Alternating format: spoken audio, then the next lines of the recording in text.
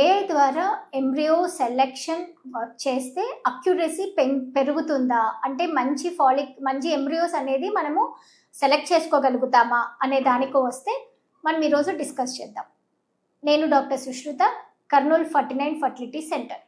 So AI అంటే artificial intelligence. Artificial intelligence ద్వారా embryo selection సులువుగా అవుతుందా లేదా, ఎంబ్రియాలజిస్ట్ సహాయం ఉండకుండా పోతుందా అని అనుకుంటే యాక్చువల్గా ఏంటి అని అంటే అక్యురసీ ఎంత పెరిగినా కానీ ఎంబ్రియాలజిస్ట్ హెల్ప్ అనేది మనకి కనీసం ఒక 50% 60% ఉపయోగం అయితే ఉంటుందండి.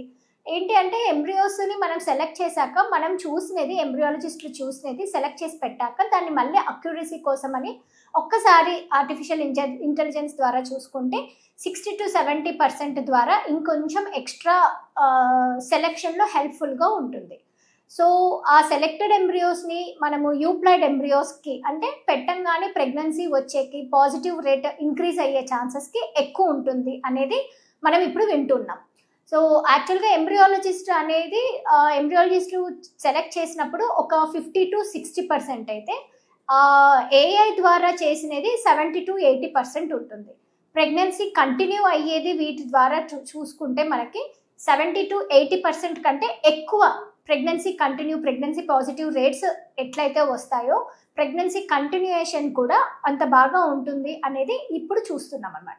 సో ఇంకా ఇవి స్టడీస్లో ఉన్నాయి కాబట్టి మన ఇండియాలో ఇంకా కొంచెం టైం పడుతుంది కాబట్టి ఇలాంటివి ఏమన్నా చేయాలన్నా కానీ ఒక ఎంబ్రియాలజిస్ట్ హెల్ప్ కూడా ఖచ్చితంగా ఉంటుంది.